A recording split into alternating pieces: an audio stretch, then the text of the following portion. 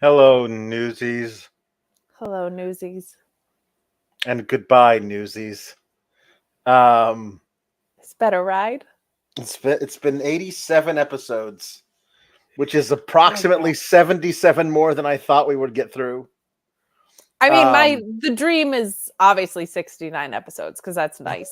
The fact that we got to 87 is a miracle uh-huh. um in Yeah. its own. But this will be our last episode hmm of Get the Flick Out of Here, which hmm is sad, and it's because Alex and I can't work together. Yeah, no, We hate each other.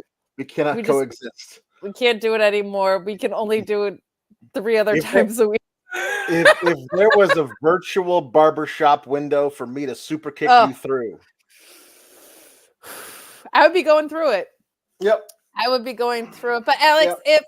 if this wonderful thing that we do has to come to an end, what better note to send this baby out on Yeah. than Yeah. the worst movie ever? This is so bad, and you have to see it. Um, I would not wish a viewing of this movie on my worst enemy's dog, Well, no, dogs are great. but at least they wouldn't understand what they were watching. That's true. However, you have to see it.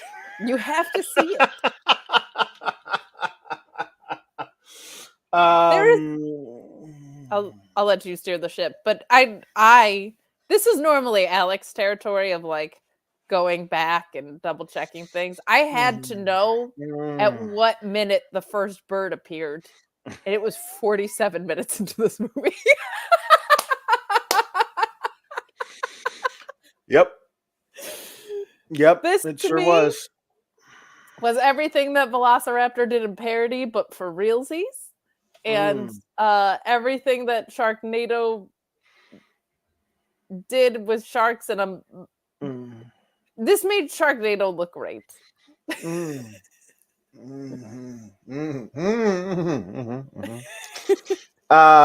So we selected this before we found out this was going to be the last episode. I'm so happy that we had decided that this was that this was the one that we had happened to pick for this week. Yes. And The universe decided for us almost. Like it was everything yeah. came together in this really beautiful tribute to send ourselves off Yes. on. I while watching this movie, while watching most movies, I'll just send DMs to Kate because I always watch them before she does. She waits till basically the last minute to watch these things, and I have to watch them 3 or 4 times because I'm sick. But this It's the the only thing way that I remember things. yeah, So it's like usually I watch right. on like Thursday, and Alex is like, "We should do this movie," and I'm like, "That sounds good." And he's like, "Great, I'm gonna go watch it right now," and then I'm gonna Right. watch it 3 to 4 more times. Here's the thing. In the past, I have said let's do this movie, and then I will watch it immediately upon deciding it, and I'll send you like we're not doing that movie. Yes, Like it is it's like gonna because be some bad impossible stuff to review. isn't good to review. Yeah. No, it's just boring, and there's no fun gags to be had and everything. So sometimes I'll just send you. Sometimes I will send you a DM saying, "No, we're not doing this," and sometimes I'll send you a DM that just says this.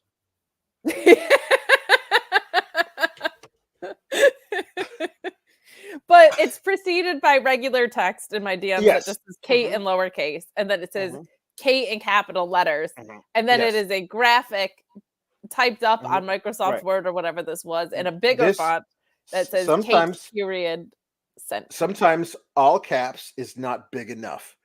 It's true. And sometimes you have to open a Google Doc and then find the biggest font you can that doesn't like switch over into the next line, and then you take a screenshot and then you save that and then you upload it into the DMs so that Kate can know how urgent it is that she know that this movie is what it is, man. What did you say? It made the room look like Casablanca or something.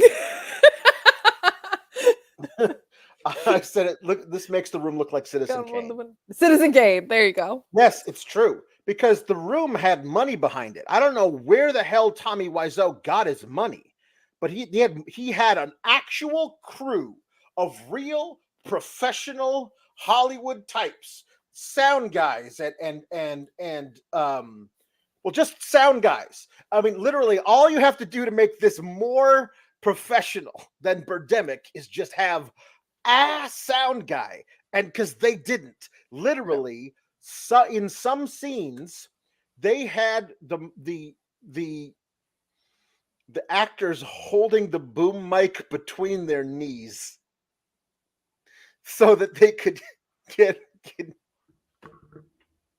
because it'll cut from one person talking, and then it'll cut to the person that they're talking to, and back and forth. And every time it does that, the ambient noise around the scene drastically changes. There were several times that I thought when I was watching this for the first time that I was having a stroke, because you know how like they say that like all of a sudden your auditorial thing will just switch. And you'll be like, hold on, and I wasn't, so that was good. I mean, the waitress too. We'll go in order with this movie, but like, there's a scene where a waitress, her voice is dubbed for some reason, and it was just somebody talking into a walkie-talkie as the audio they replaced it with. There's all of a sudden all this background noise. It's so funny for all the wrong reasons. And the special effects of these birds, who just scratch people aside the face or turn into bombs, they look. Party City is too generous. This is kindergarten paper mache, whatever. But it's hysterical. It's computer graphics, but yes, the lamest possible computer graphics. Oh my gosh! In 2008 too. This was not 1984. Yes, it was released in 2010. It started filming in 2006. This took 4 years. They only did it when the actors were free, you know, like on the weekends occasionally, which is why some of the movie is shot during the second week of October, and some of the movie is shot during the last week of November, but it's shot out of order. So, you know, like they time travel. Time travel is a thing in this movie. I don't know if you know that. We'll talk about that. Okay. This is directed by the auteur James Wynn, who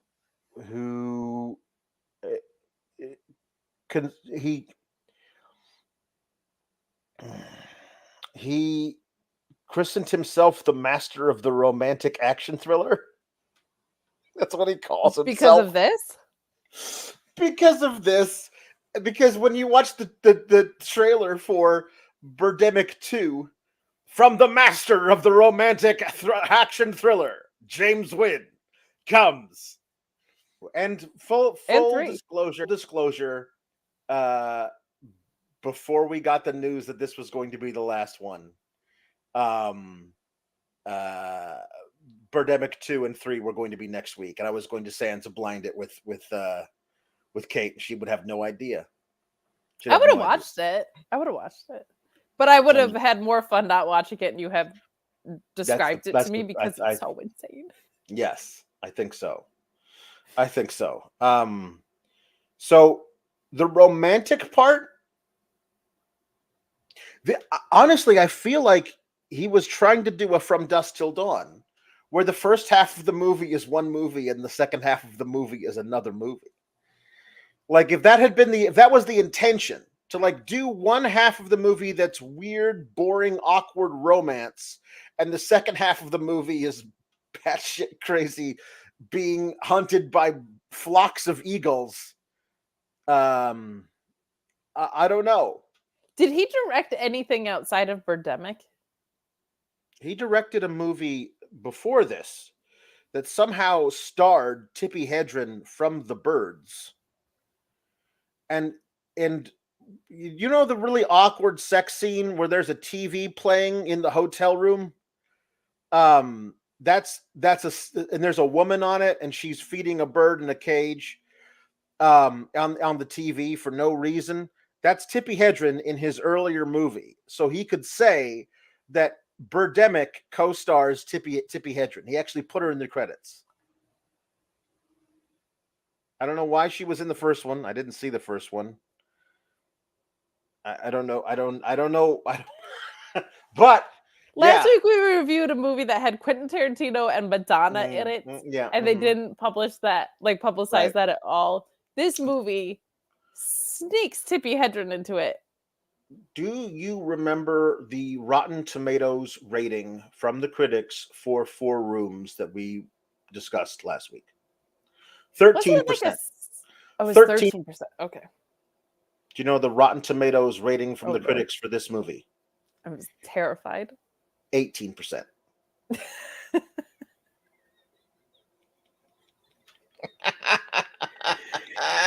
Well, I'm never using Rotten Tomatoes again. No, you can't. You can't trust Rotten Tomatoes after that. You cannot trust them. You can't trust them.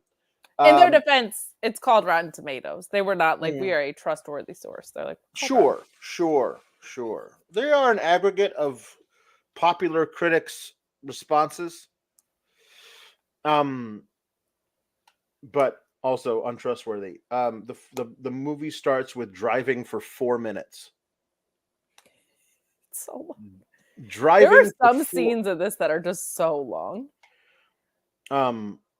Driving for 4 minutes. Most of which is like somebody sitting in the middle seat in the back seat of a car with a cell phone recording through the windshield. That's most of the first 4 minutes is somebody recording from like trying to do like a dash cam thing, but it's not. And eventually this is a blue Mustang that's driving through the Pacific Coast back roads, and then you see extremely eco-conscious blue Mustang. We'll talk about that in a little bit. Main Street. You just see a huge sign in the middle of a field, Main Street, and I'm like, where? Main Street. Main Street. There's only one Main Street in America. Well, yeah, Main Street, but like where is the Main Street from here? Because it's nowhere near here. Slowly but surely, we see this blue Mustang park on the main street of some small town. And a man gets out wearing a polo tucked into some black Dockers. And he walks like no human walks. He just like...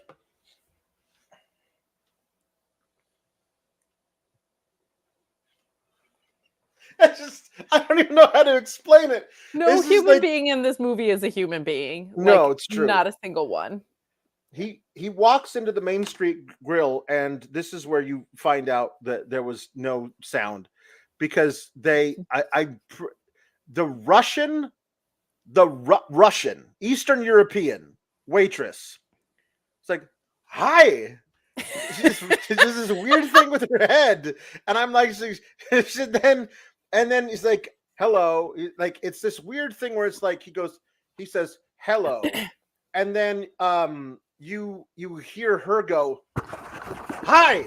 Like, it's this weird sound that accompanies it that is only when she is speaking and not when he is speaking. And then he says he sits at a booth and she says, here is a menu. And I'm like, are you is this a Tommy Wiseau reference? No, it's not. And she says, and he says, thank you. All right, I will be right back with you. And that's it. Okay, so he's sitting there. He's looking at a menu. Right? He is seated, alone in a booth, looking at a menu. And he looks at a girl sitting in a booth. In his eyesight, she's a pretty girl, but she is working with her knife and fork. Yes. Working at it. Like, I'm like, it's the middle of the day. Did you order a steak? Like, well done. Because she is really cutting at the thing. And I'm like, what did you order? She's not eating a sandwich. Nothing that is like, she's not cutting up pancakes. Because, like, she is working with that knife. So, whatever. So anyway, she eventually gets up to leave. and walks. He walks past him, and she walks, and he goes like, I don't know how she doesn't recognize that this man is ogling her and has been for her entire meal, because he is also in her line of sight. And when she walks past him and he looks this way, there is next to him a cup of coffee, a fully drank glass of orange juice with a little bit at the bottom, and a bottle of water. We've never seen. He still has the menu. Like, the idea that he's still looking at the menu for the Main Street Grill. But the waitress came back and says, "Hello, I have come right back with you." Like, yeah, can I get an orange juice? Would you like anything else? No, I'm just looking at the menu. She comes back later. Here's your orange juice. Can I get a cup of coffee? And then she brings the coffee. It's like, I'm a little thirsty. Can I have some water? How much do you need to hydrate? Are you action and ready? How are you hydrating yourself this much? Also, like, it's a lot of liquids, and it is the most. How long can someone stare at someone shot in the world before being even acknowledged? Like, just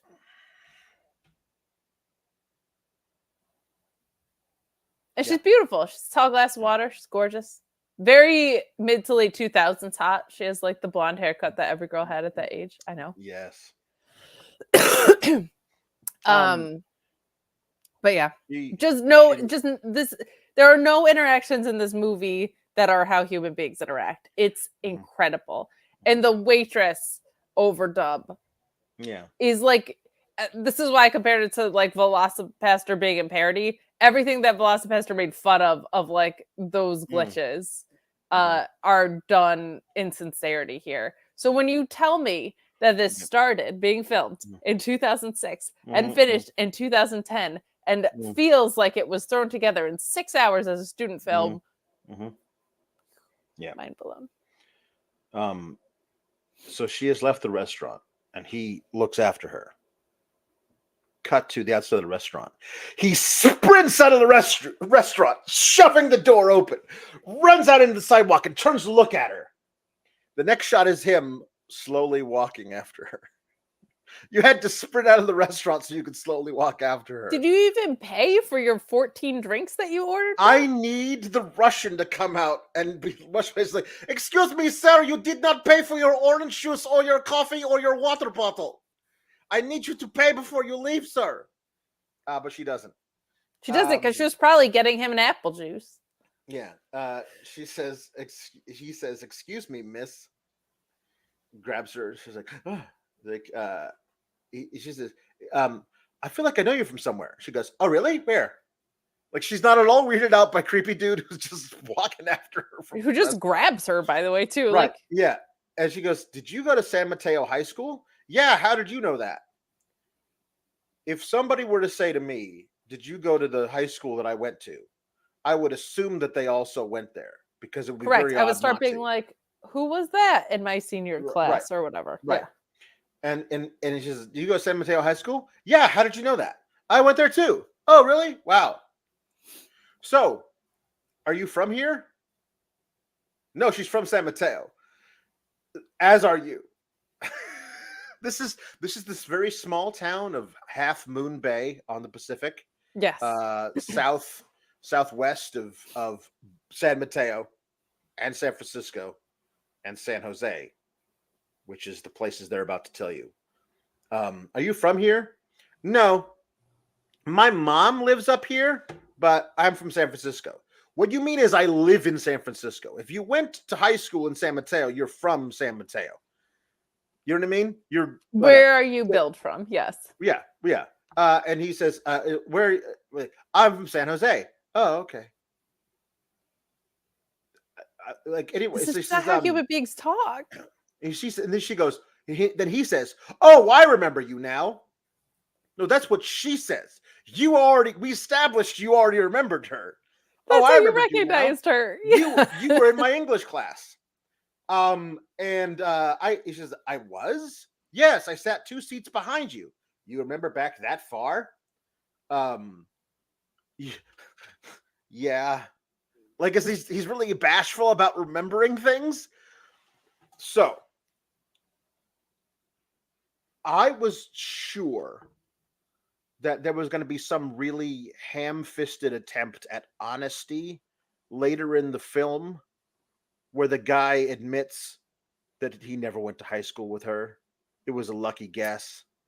Um, and because when he sees her in the restaurant, it is not a look of, I feel I like I know remember that person. you. Yeah. It was like, oh my God, look at this Who fine is piece of that ace. Like it's just Patty it Potato? Yeah. no, no, and the fact that they can't, she doesn't remember him at all.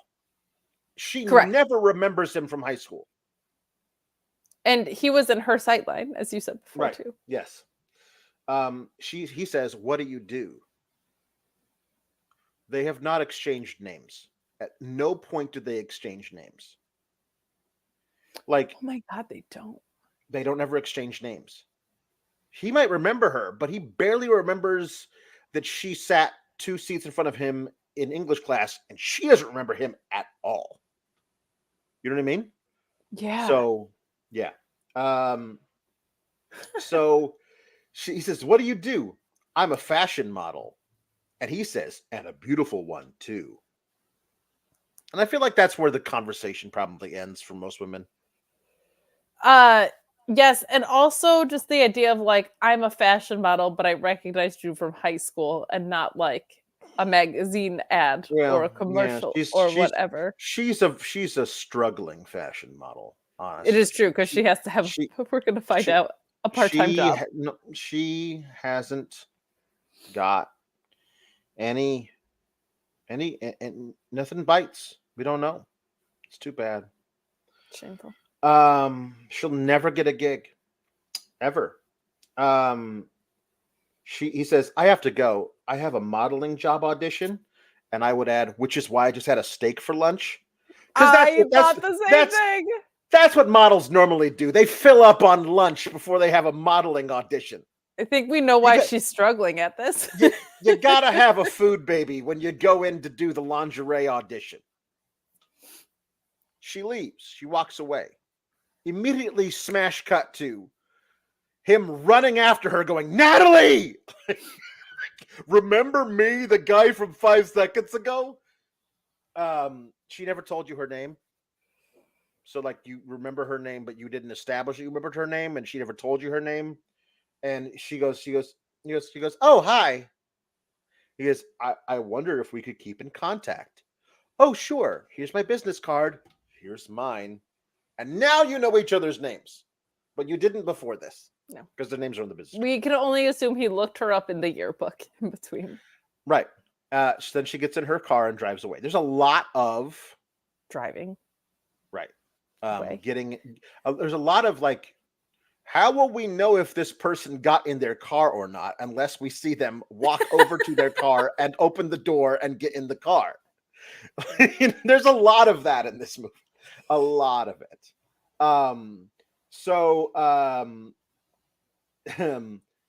Now we see him the next morning. He's dressed for work. And he is watching the news on a 27-inch TV that is resting on his kitchen counter, which honestly, props, I guess. That's where you got to do most of your eating because you're a bachelor who lives in a house with a 3-car garage. But the whatever. I don't know this movie. He's watching the high school AV club news because this woman is seated. Like this is how high the camera is that she is talking. She is like, "In other news, the birds are all dying, and also the polar bears are dying because they cannot find enough food, such as seals." And I don't understand why. And it's like she's like, and then like the graphic is like right here of whatever she's talking It's about. not a graphic. It's not a graphic. It's another television that is sitting right next to her. It's not a superimposed graphic. She's got a TV next to her showing stock footage of polar bears. My God. The birds are all dying, and scientists don't know why. Also, the polar bears are being driven from their homes further north where there's less sea ice because they can't find food, such as seals. Seems like global warming.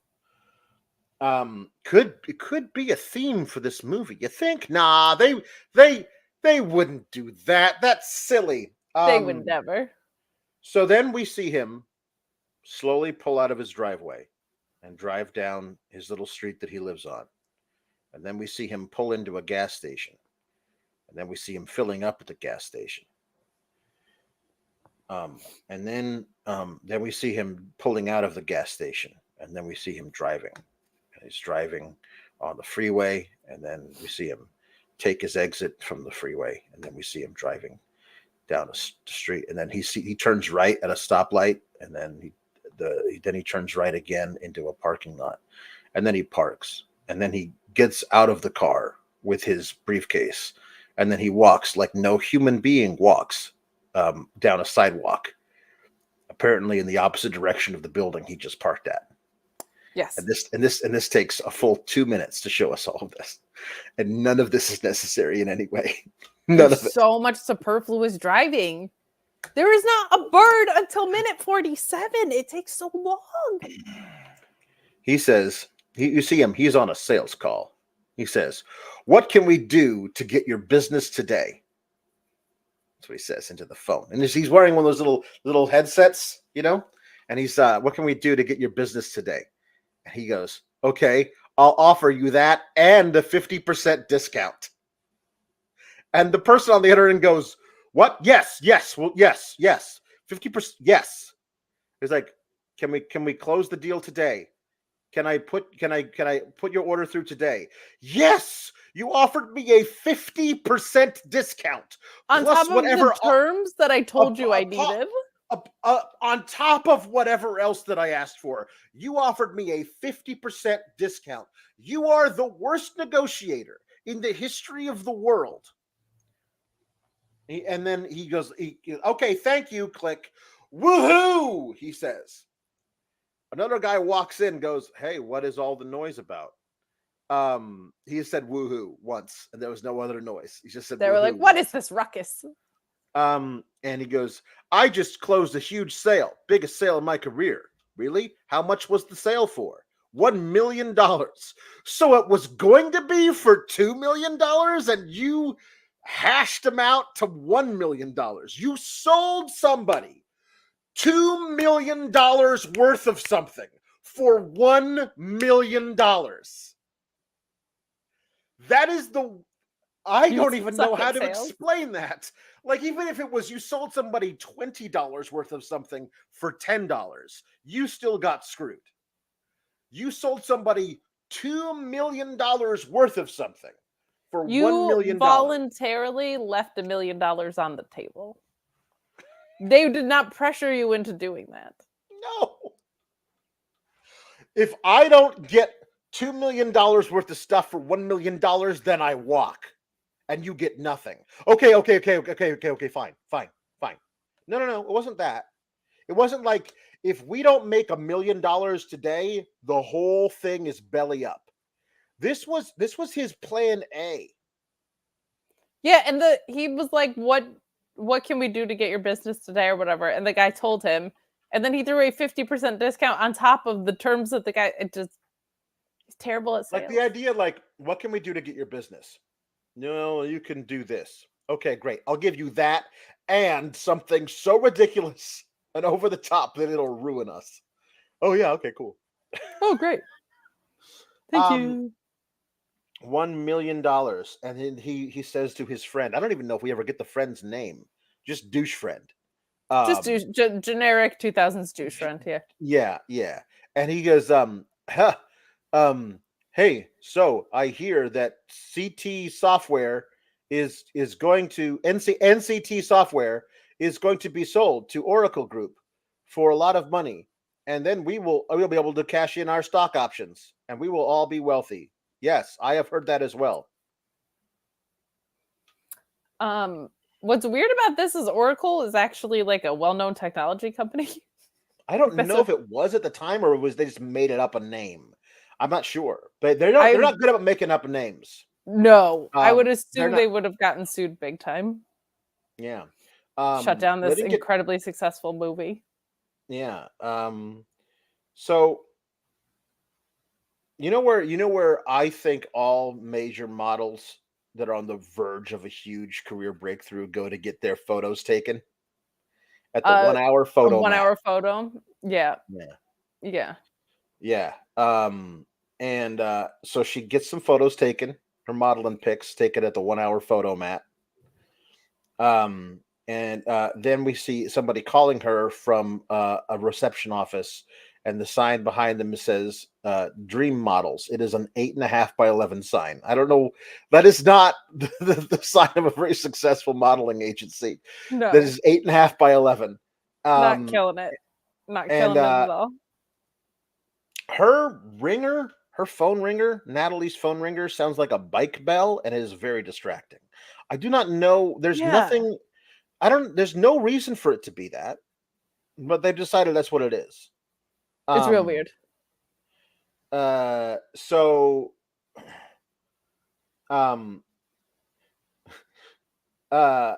She says, "Oh, hi, Christine. This is, I guess, her agent. Hey, I have some good news.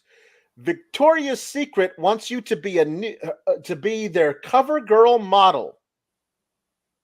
Says, "Oh my God! Wow! Thanks. Of course I'll do it. Thank you for getting me the gig. Oh, you don't have to mention it. You've worked really hard for this by going to the photo mat to get your pictures taken. Now here's your chance to impress them." No, that's if you got her an audition for the thing. They're already One month. impressed. They already are impressed. They are offering her their cover girl model. Just like a very big leap. I don't know a lot about the modeling industry, but 1 hour photo girl going to the cover of Victoria's Secret. That is, she is one of the most famous women in America, certainly, if not the world. One of the top 2 or 3 most famous fashion models. If she in 2008 lands a gig as the Victoria's Secret cover girl model, That's insane. at no point does this movie deal with that. And No, what a impossibly huge deal that is. This is not like a regional lingerie company that only operates in Northern no, this California. is the one. This is This the is not one like with this the is not show. like, hey, like that pic that you sent in is got picked up and they're gonna use it or whatever. You're not one of 20 finalists. You are it. And the movie never deals with that in any way. No, it's Um for hot girls. It's Playboy and this. That's it. mhm. So Rod is his name. He gets into his blue Mustang hybrid electric Okay. car. I'm a little bit Um, of a car gal. uh This is not a thing. no, it's not. Mustang never made one of those, No, there and was they never a certainly did not Mustang in hybrid, 2008. and definitely not in Um, 2008. Yeah. so he calls her and says, "Hi, is it who is this? It's Rod. Oh yeah, the guy from the restaurant. You never met him in a restaurant.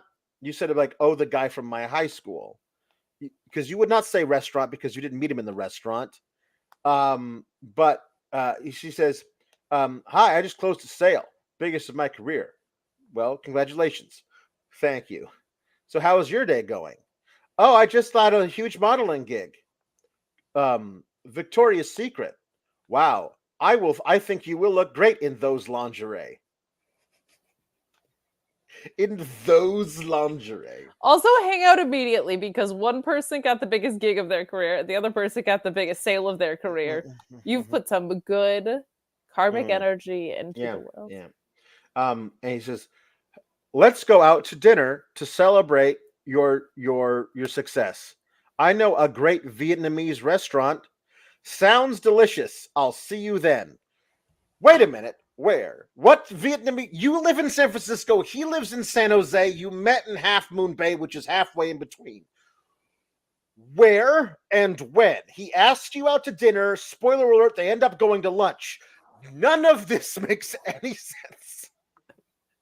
No, anytime I've gotten asked on a date, they go, "This is the type of food it is," and I go, "I'll see you there," and that's how that goes. I'll see you then. He doesn't I'll say see you what then. day it is, doesn't say what time, let alone what place you're going to. Just figure it out telepathically. See you then. Hey, do you like Thai food? I will see you then. Sounds delicious. I'll see you then. Sounds delicious. Now we get a pickup basketball game where Rod's friend is wearing a polo shirt, and they both don't know how to play basketball. Rod throws up a brick from like 3 feet away from the rim. It's awful. And then they're like, "Whew, wow, this weather. I know. A heat wave in the middle of winter. Remember that. A heat wave in the middle of winter. This is crazy. Let's call it a day." Right. Calling it a day, of course, means leaning up against this chain link fence, nowhere near our destination or walking to our cars or anything. Hey, I met this fashion model over the weekend. I met this girl over the weekend. Yeah, she hot? Yeah, fashion model. All right, man. Hope you score. Is that all you think about is sex? From the guy who's like, yeah, fashion model.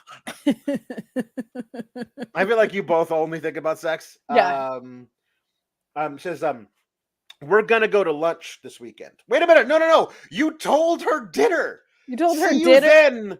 Those are place. different times. Those are different time frames. Even if she somehow mentally figured out the great Vietnamese restaurant you told her about, she figured out somehow.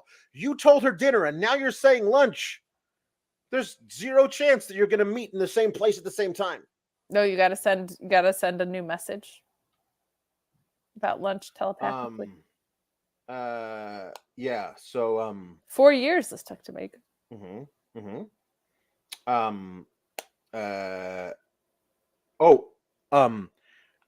I hear we are going to sell NCT software is going to be bought by Oracle Corporation.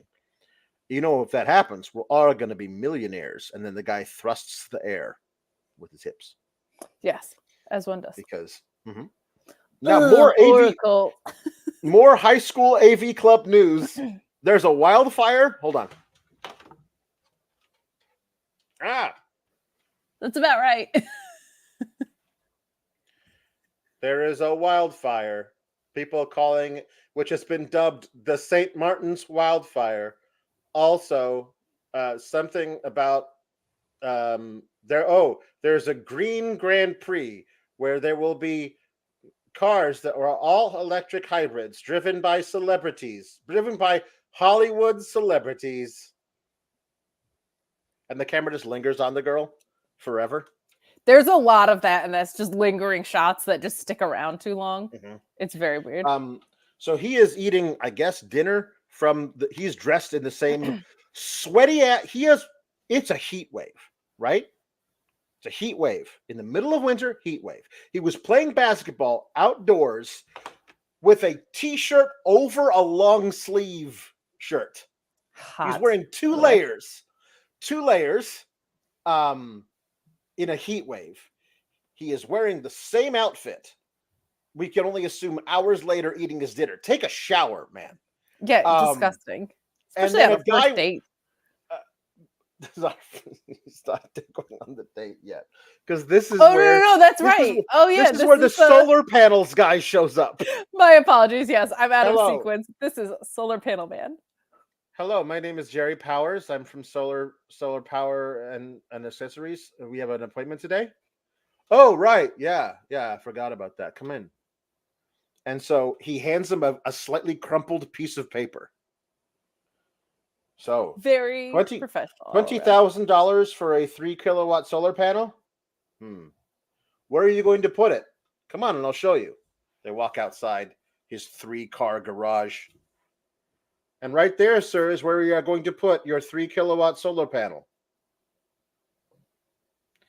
And there's and then the camera shows the part of the roof where it's gonna be. It just cuts to a static shot of the roof, as if we couldn't figure out like what a roof looks like. And so he he goes, $20,000. Is there any way we could lower that price for you, sir? I'll knock off $1,000, which is how negotiating actually works, Rod. Because you notice how he didn't say, I'll give you 2 solar panels for half the price of 1 solar panel. He doesn't do that.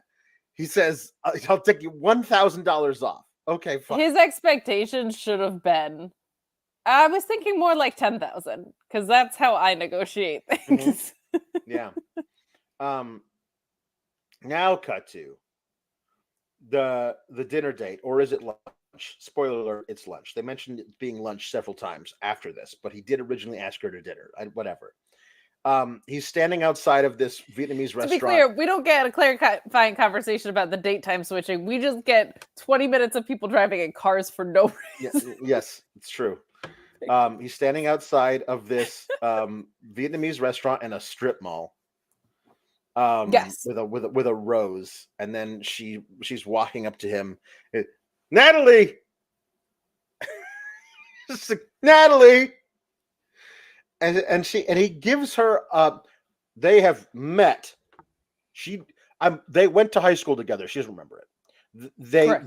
They've seen each other once, where he accosted her on the street and demanded that she give him her business card. And then she called and offered to take her to dinner, but she's taking her to lunch, and she sees him and he gives her a rose, and she hugs him and nuzzles his face.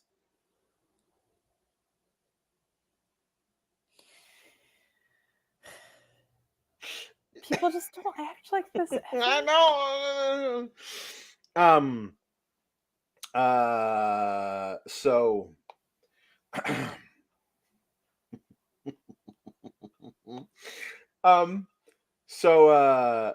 let's getting to know you chit chat where they're eating stuff with. They never actually eat anything, but just poking at their food with chopsticks. So tell me about being a sales rep. Well, I actually went to school for software engineering, but I thought it was too boring. Sales marketing better fits my personality of being awkward and also really bad at talking. like why does sales rep fit your personality? Yeah, you don't know how to have a conversation, and no, you don't know. You cut a $2 million deal in half, man. You're not. Yeah. This is not. You're not cut out for this. But yeah, no. It says friends call my Bachelor of Science degree my BS degree. It actually stands for bullshit on account of how I don't actually use the engineering degree and I am actually in sales. And she goes, "That's pretty funny." Ladies, we don't need to lower our standards like this. And he says, "So tell me about being a fashion model. What do you like about it? It's glamorous and fun, but hard work. You stood around in a photo mat." A 1 hour photo. My mom doesn't want me to be a model. She thinks I should go into real estate. You are one of the wealthiest women in the world. Not yet. You haven't actually gotten paid yet. But you have a cover of Victoria's Secret magazine. You're going to be one of the most famous women in the entire world. And you are having a date with this guy in this restaurant. A lunch date that got demoted. Mm-hmm. She says, "How come you never made a pass at me at school?" And I feel like the writer of this has a different idea of what making a pass is than I do. "How come you never made a pass at me at school?" I was shy. I was shy, so I didn't try to sexually assault you. And she goes, "Why don't you make a pass at me now?" "In the restaurant?" It's like, "I thought I already had." "Oh, you mean asked you out on a date? That's a different thing to me than making a pass. That's like I'm going to kiss you now. I hope it works. That's what making a pass is to me. That's the definition of making a pass at is. Anyway, I guess I'm Also, wrong about it. like 0 to 60. Like, just So, what do you like about being a model? Why haven't you made a pass at me? so what about family? Kids? Whoa, now this is getting too serious. I'm just curious. Well, I suppose if I ever met the right woman. So, who's the right woman? And he lists all of these genuine character, compassionate, and all this kind of shit. And she goes, what about sexy, having a nice figure? Because that's all I am to myself. None of the things that you have said have rung true with me. So I am hoping that you will perhaps forego all of these loyalty, compassionate, kind, intelligent. Well, I'm none of those things. How about my sweet, sweet bod? And he's like, that would help. My entire value is wrapped up in how I look thing. Isn't something that you're supposed to be like that self-aware of, I don't think. Then she says, what do you like to do?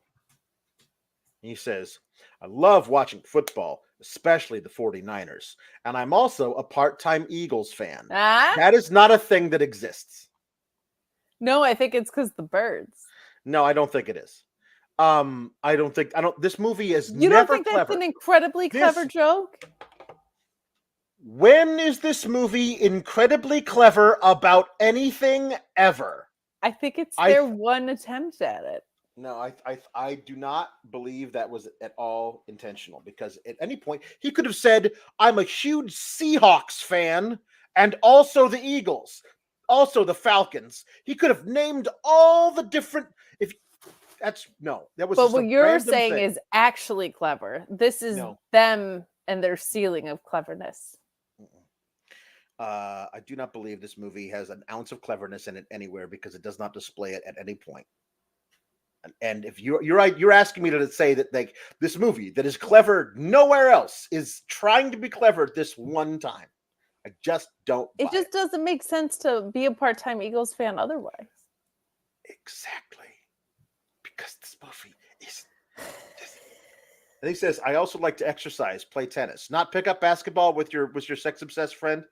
So he lists all these things, right? And then she says, what do you do? I like going to the movies, going dancing, hanging out in clubs with my best friend. And he should say, great, so we have nothing in common. I am a rabid sports fan who likes to exercise, and you, a fashion model, do not do exercise. You like to go to movies and go dancing, which I do not like to do. We are a match made in heaven. We are not compatible, except for the fact that I think I am hot, and that's my entire ceiling as far as value goes. And you also think I'm hot, though you've clearly stated that you crave depth of a relationship beyond that. Right. But pretty much a match made in heaven. Then she says, oh, I also like hanging out with Alex. He's so cute. Is he your boyfriend? Like, he's so immediately possessive. Like, I have a picture of him. Let me see it. I want to see a picture of your boyfriend so I can beat him up. It's a cat. He's like, and he's like, oh, it's a cat. Yeah, I love him. He's really cute. I love cats. I'd have 10 of them if I could afford it. Well, good news, Victoria's Secret fashion model. You can now afford as many cats as you want. Also, cats are not that expensive. Well, I mean, you got to feed them. Literally, 10 of them? I mean, wait until you see the shitty-ass apartment she lives in. It's true, but, like, you don't have to go 1 to 10. Like, she could have 3, probably. No, she wants 10. She wants 1 or 10. That's it. All or nothing with her. Louisville, still no birds. You're correct. So let's go for a... Hold on, there are birds here. Let's go for a walk and gawk at the weird parrot hummingbird hybrid things that they're hovering around a flowering tree, since it is spring and not at all the middle of winter. This is a flowering tree with like buds and blooms on it, and they're standing there like,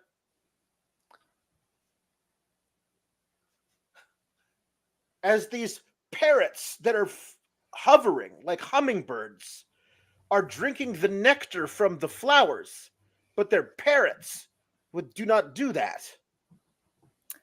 I can't tell you how great the special effects of these birds are in this movie. It's incredible. These are better than the other birds for sure. Oh, by miles. Mm-hmm. They are dancing in some club somewhere. It went from lunch date to walking in the afternoon, middle of the night. They're dancing in some bar. Just, I hope you find that perfect lady. I think I will. Cut to them driving somewhere else, and they've parked, and he's walking her to the doorstep. They're silent. Just, he is stone-faced and nothing. She's smiling to herself and then smiling to the side of his face and then smiling and then just sniffing her rose. And they get to this shitty-ass apartment. 3043A. It's some basement like studio apartment somewhere. And she's like, can't I come in? Maybe not on the first date. I'm not that kind of girl. I'd like to do this again sometime. That would be nice, right? Cut to her visiting her mother, who lives alone, and says, "Oh, you just caught me fixing lunch," which looks like a large enough lunch for like a whole book club. Like it's platters and platters of meats and cheeses. I was like, for your local church? Like, what is happening here? And she's like, "What is that smile all about?" "Mom, no reason. I'm not smiling for any reason at all. I met a guy. Let me tell you all about him unnecessarily.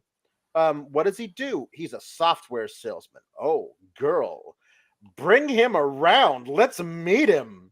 Maybe after we get more acquainted. Okay. Well, how's modeling going? Great. I just got a job with Victoria's Secret. This is the first time you're telling your mother about this? Your mother, who doesn't want you to be a model, but wants you to go into real estate. You didn't immediately get on the phone and go, "Hey, Mom, I'm the Victoria's Secret cover model. Just so you know, I did okay with my whole modeling thing that you thought was a total failure." Worked out for me. Also bearing the lead with, I went on one date with this guy. Typical 2000s. Mm-hmm. Oh, I went on a date with this guy. Also, all my dreams came true in my career, but that is she says, "I'm the Victoria's Secret cover model," and the mom says, "Does it pay well?" Mom. Yeah, that's my girl. Get a clue, Mom. Cut to a hotel room with a big sign on the wall that says imaginepeace.com, which I feel like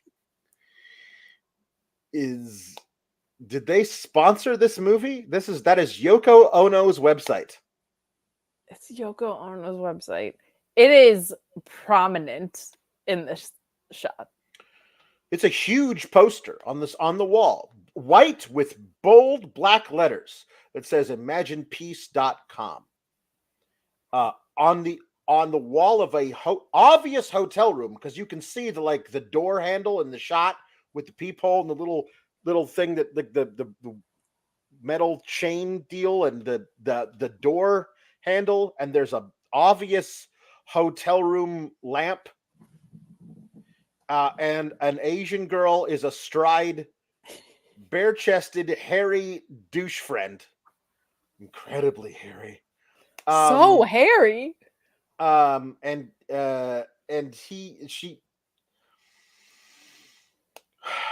Natalie calls her friend Mai, who answers the phone and is like, "Oh, hi, Natalie. What are you doing?" "Oh, you know, I'm just, Rick is here. He's in bed with me." Rick, I guess his name is Rick. Rick is. I don't know. He was so hairy though. He says, "Hi. Well, I just want to go on a double date with me. Why?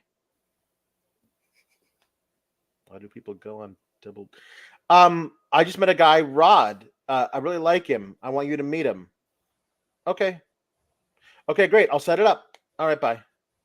And now she's like laying on top of very hairy friend Rick. So hairy.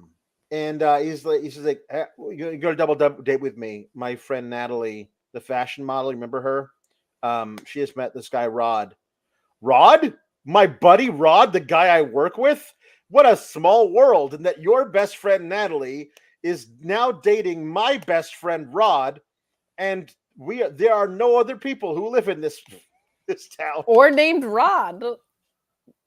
Just assumed it was the work one, right? Right. Also true. But he also said that I met a girl, a fashion model, Natalie. And then you, my girlfriend, are telling me that your friend Natalie, who is a fashion model, met a guy, Rod. That's a crazy coincidence, if it's not true. So now, cut to a conference room. And a guy like, please welcome our CEO, Bill Middle-Aged Whiteman. And with a little mustache and a bad haircut and a bad suit. This is a tech startup in 2008. The CEO of this looks like Mark Zuckerberg, not like the manager of a deli. I don't know, like where you should have been able to find anybody down the street in San Jose and be like, you look more like a CEO of a tech startup than that guy. I just want to let you know the board has approved our sale to Oracle Group for $1 billion. So you've all earned your stock options. Obviously, none of you will be continuing to work. You'll all be going and doing whatever you want with your life. And then everybody claps for far too long. But they're clapping. Yeah, it's such a long shot. And then cut to another group of people on the other side of the table clapping. But there's a break in the sound. Like they okay. And yes, there is a gap in the sound. You could have told me Kevin Dunn filmed this movie, by the way, because every line of dialogue has its own camera cut too. It feels like where it's like he's talking, she's talking, he's talking, she's talking. Like nobody. Yeah. Yeah. It's a lot. So he says, Rod, thank you all for all of your help. You giving away $1 million worth of our product really helped seal the deal with Oracle Group. He doesn't actually say that, but Rod's like, yes, all those sales I did with NCT, millions of dollars in revenues and sales. You certainly earned Friends, when Phoebe is Regina Phalange. Yeah. And she's like, oh, I must have left my briefcase in conference room B. She's just saying business words. That's kind of what this felt like. It sure is.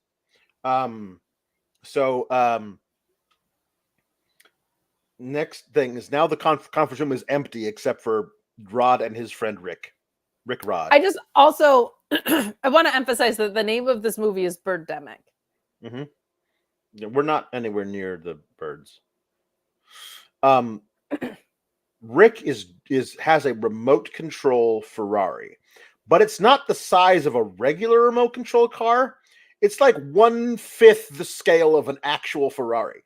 Like a baby could ride in the Ferrari that he is driving around. It looks like one of the kids' ones. And I was like, did you just cash in your stock options and go and buy this? And it's like, hey, man, let's look at my new Ferrari. I'm going to get a real one with my stock options. What are you going to do? I think I'm going to take an early retirement. Take some time off. Well, that's not retirement. That's a vacation. You mean that's a vacation. That's a At one point later, he's like, my retirement, I think I'm actually going to cut it short and get back to work. That's not a retirement. That's not how that works. No. Also, apparently, cashing all the stock options, you're incredibly wealthy now. You are a millionaire, and your girlfriend is one of the most famous fashion models in the entire world. Nothing for you has changed. He says, what are you gonna go and Get a nice car? No, I like my Mustang hybrid. It's a plug-in. I get 100 miles per gallon. You're just this. A child wrote this. 100 miles per gallon I get on a a Ford jillion Mustang miles. hybrid plug-in. Not a thing. Not a thing. I think I'm going to take my money from the from the stock options and start a green tech company. He says, I think I'm going from the stock options today. I'm going to start a green tech company. Remember, there's one scene that happens in between the scenes I'm about to talk to you about. The next scene is that they go on the double date, and there is an establishing shot that probably should not have been shown, because if you squint even slightly, you can make out all the names of the movies Yeah. on the marquee. The movies that are prominently featured in the middle, which means they just opened, are Four Christmases, Transporter 3, and Australia. All three of those movies opened November 26th, 2008. So that is the week that this shot was filmed. Imagine my surprise then when Rod states that the movie they have all just gone to see was a great movie, An Inconvenient Truth, which was released June 30th, 2006.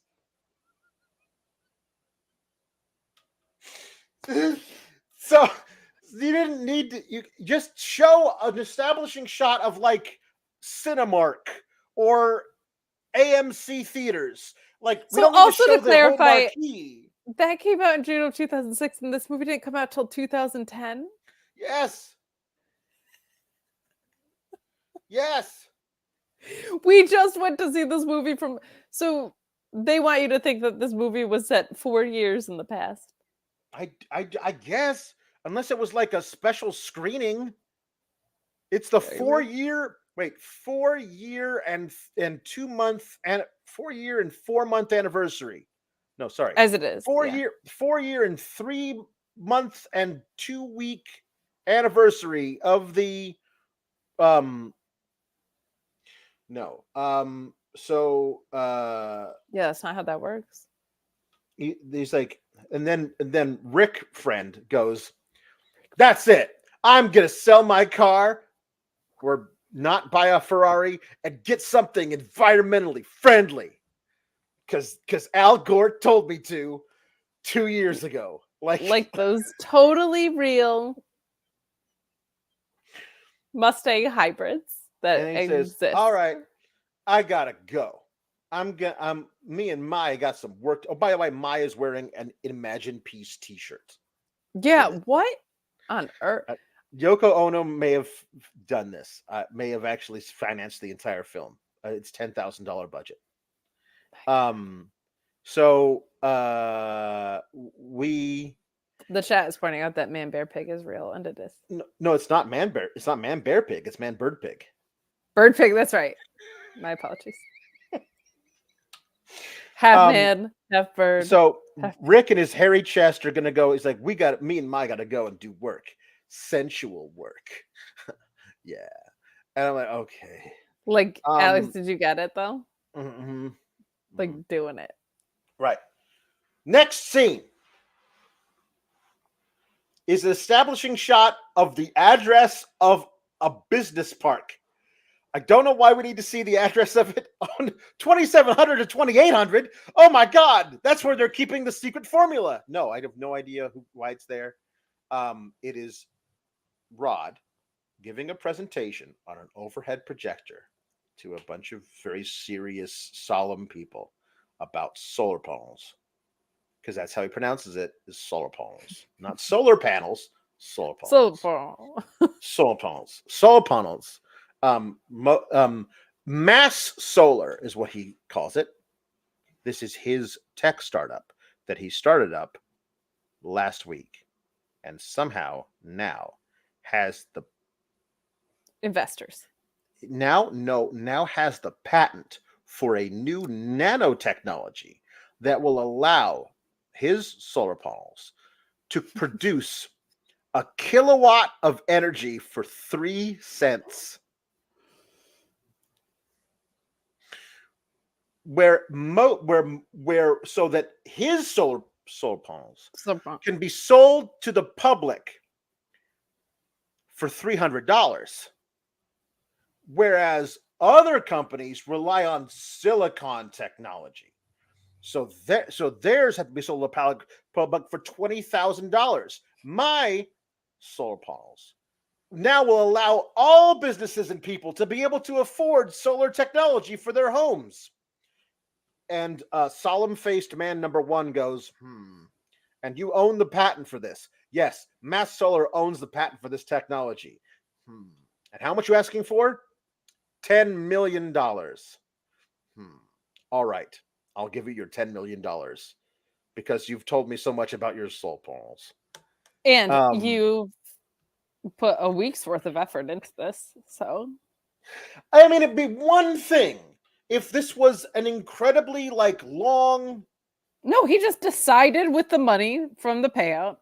And it was one thing, it was like 6 months later. Sure. 3 years later, because that's how long patents work. I mean, it's a long time. Well, that's just the patent process, the development of the technology and all that kind of stuff. Mm-hmm. That's like a decades-long project. This is where my notes end. I believe it's the next scene that they go to the Pumpkin Festival in Half Moon Bay. That specifically tells us that it is happening October 10th through the 13th or whatever, 2008. So they filmed this establishing shot of the marquee of like a full month and a half later than they filmed this scene, which happens later in the film. But they're walking and they're just me, a millionaire who's developing world-changing solar technology. Correct. And my Victoria's Secret CoverGirl model girlfriend walking through a small town pumpkin festival, marveling at some folk art and a guy carving a big pumpkin. Like, wow, what a cool day. No fanfare whatsoever. Yeah. And they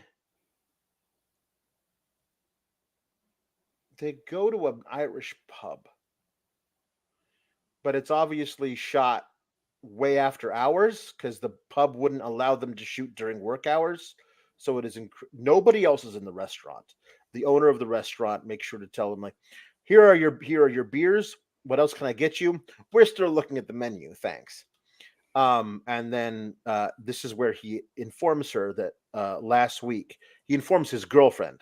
Last week, I start my new green startup company got $10 million of investment to change the world with our solar panels. Solar panel. Like with the solar panel. Last week, says 2 weeks ago, he tells her for the first time.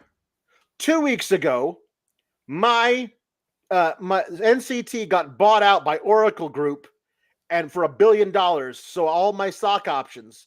I'm very wealthy, and I used all of that money to start a green tech company that this week I got. So he tells us between him having the idea to start up the solar company to him getting $10 million of investment because of the patent he has for nanobots to change solar happened in the span of 7 days. And this is the first his girlfriend is learning of any of this. And how long have they even been together?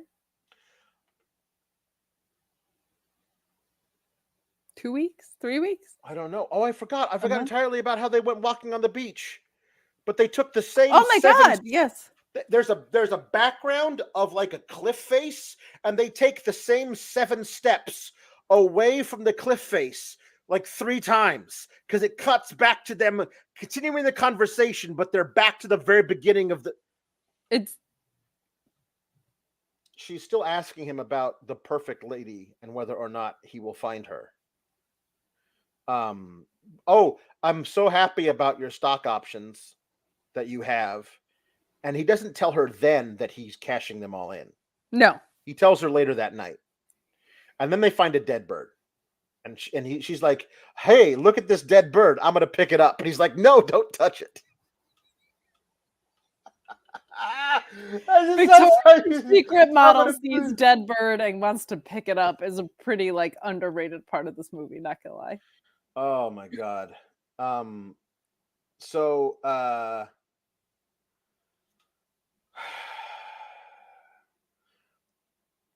In the restaurant, again, they are the only ones in there. Okay.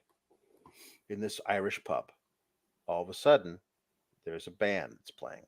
I should say band with air quotes because it is one man. It is one man. It's one man band.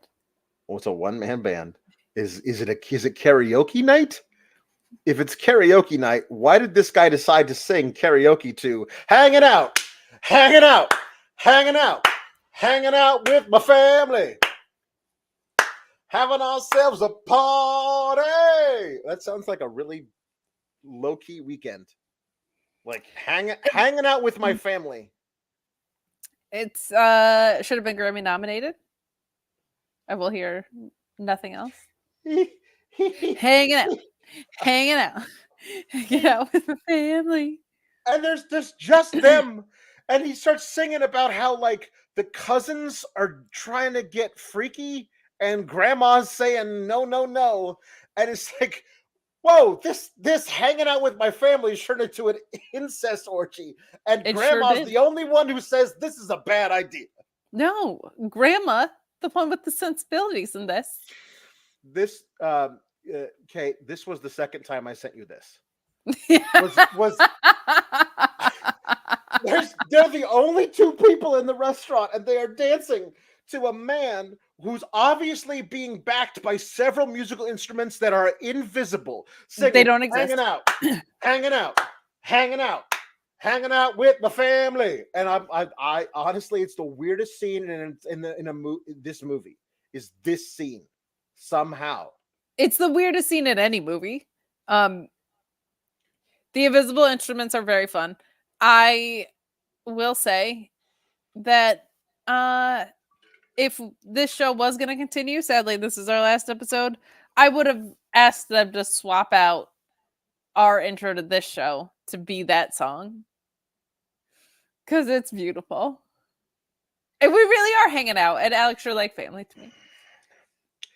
Get the flick out. I'm not trying to freak any of my cousins. Get the flick out. Get the flick out of here. With our newsies.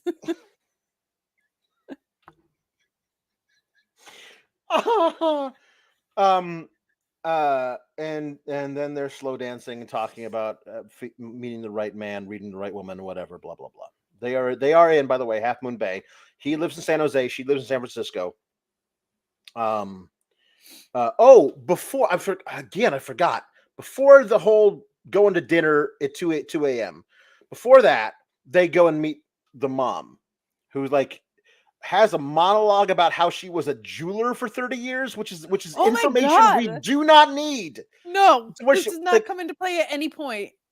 I was a jeweler for 30 years, so sometimes I miss going into the store, but I really like my retirement. I like the reason Alex cruises. Forgot about this is because this movie is named Birdemic, and this is 47 minutes of this fucking movie. She like is filling out a dating profile of what she likes to do now that she is retired. It's like she's on seniorsonly.com, and she's like, I like going on cruises and I love watching TV. And it's what the hell?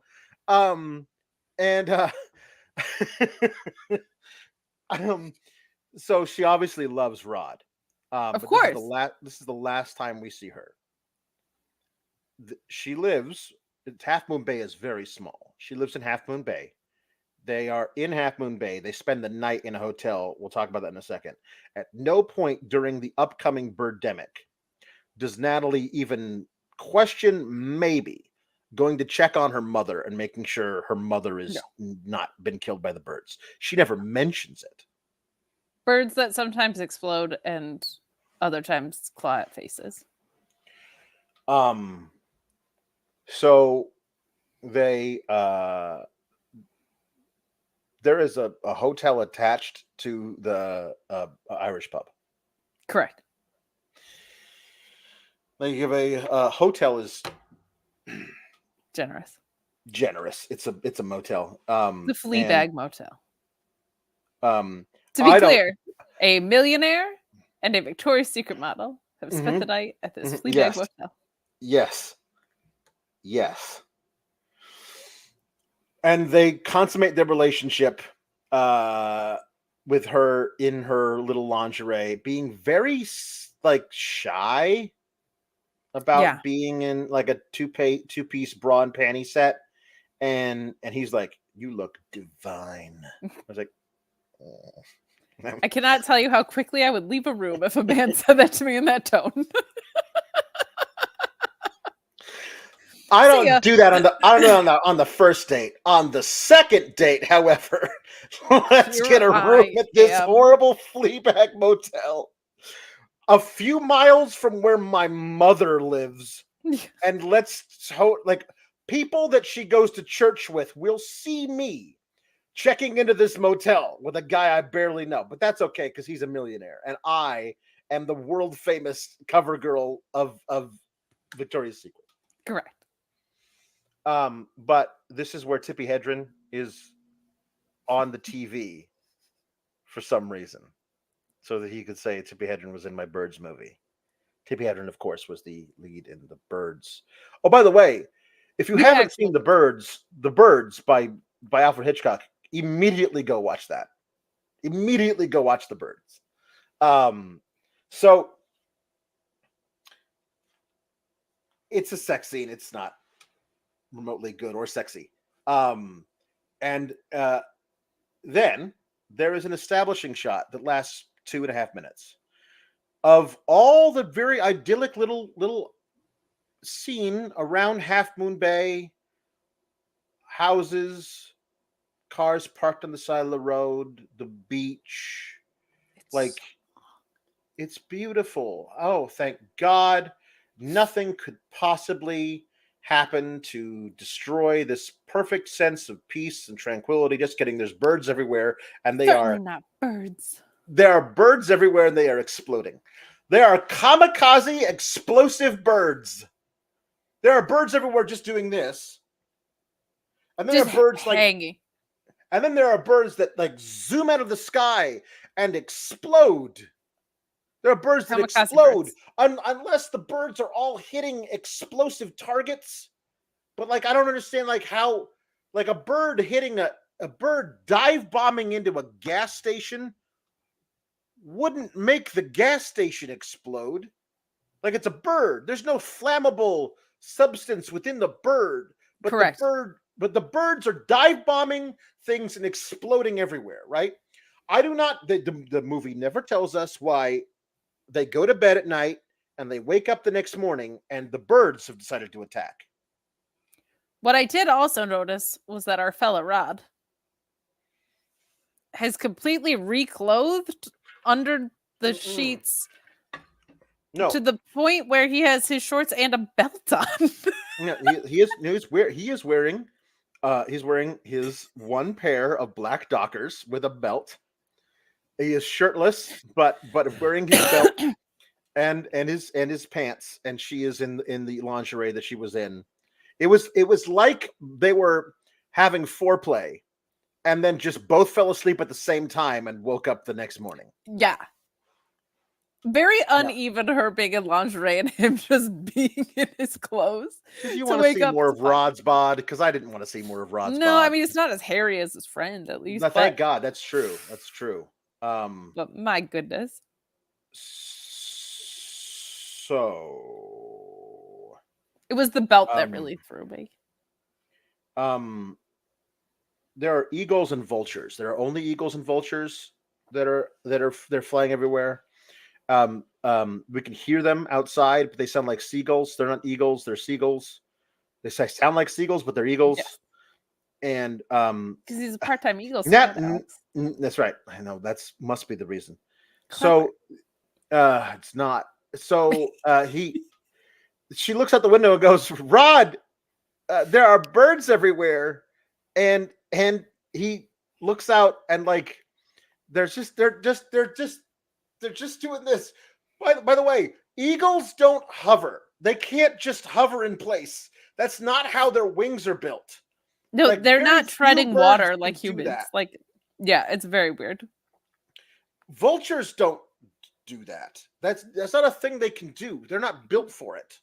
So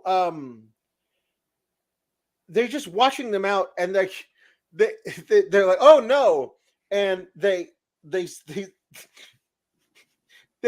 sitting there on the bed, and she says, oh my God, Rod, can they get in? Not for the moment, he says. They're gonna learn how to pick locks. Like, They're gonna learn how to pick locks. Like what? Also, like, if you can explode, why would you worry about entering the building if you could explode? I don't know, and I don't know why they don't like. I mean, I know why I don't like Rod, but like I don't know why they're decided to. So Him and his they green wait. tech. They wait long enough. They get fully clothed, and they wait long enough, and they're sitting there. At one point, they flip the mattress over to cover the window because they're smashing into the window. And like she's like sitting there going like, why would they start attacking? I don't understand. And then cut to, they're like walking out, and they're walking, hewing very close to the things. Like they're not attempting to get in any other rooms. I don't know why they left their own room. They're just walking. There are no birds. We don't hear birds. We don't see birds. They just at one point stopped while walking along the side of like this is one of those hotels where all the doors, motels where all the doors open to the outside. Yeah, so, like, external corridor hotel. They're not knocking on doors as they're walking through. They're just going, and then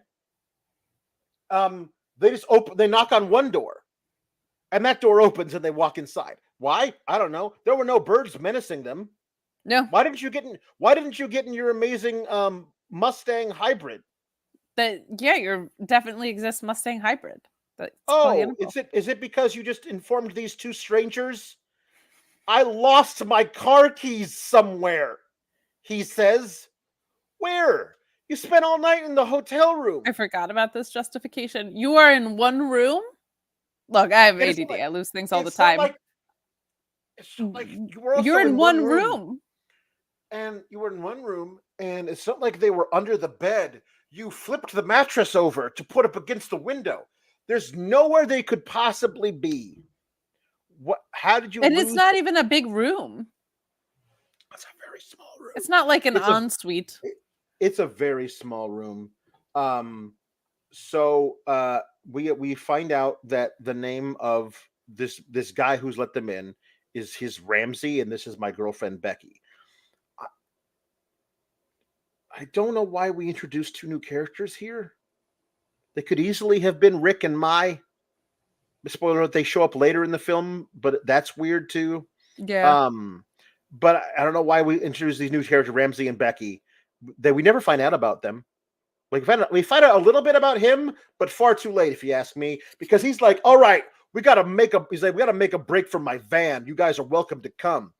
How are we going to get from here to the van? We got to have weapons. Let's go into the closet and get these coat hangers. And then they're like, all right, okay, everybody back to back.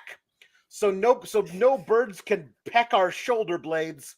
Let's all stand back to back. And then we will wave coat hangers at the birds as we move in a weird, like polygon fashion, all shuffling together, back to back to back to back, waving at a thing. We get to the van, and Becky's like, the door is stuck, and she's like just jiggling the keys inside the door is stuck. Oh no, the door is stuck, and they're just swiping at these things. Eventually, they get the door open and they get inside. And they drive away. By the way, all these birds are just doing this, and they're just, it's like treading water, but in air. And then on and- top of that, like, to clarify, guy from another hotel room says he lost his keys. This is not the 70s and 80s where people like would hitchhike and stuff all the time. This is 2006 to 2010. Hey, can I get in your car with you? And also, if there's a bunch of killer birds out there, wouldn't you send one person to go get the car, then maybe like pull it around closer? I just, my goodness. And the choreography of our stage fight here is just, I mean, I can't believe these birds were able to ward off such an attack as hanger. Ramsey is doing this, but then occasionally he'll like do a swipe defending his legs. He'll like swipe down as if he's fencing. He's like, parry one. Like there's there's like a penguin that's coming at him from below. You know what I mean? Because you can't. There's all birds.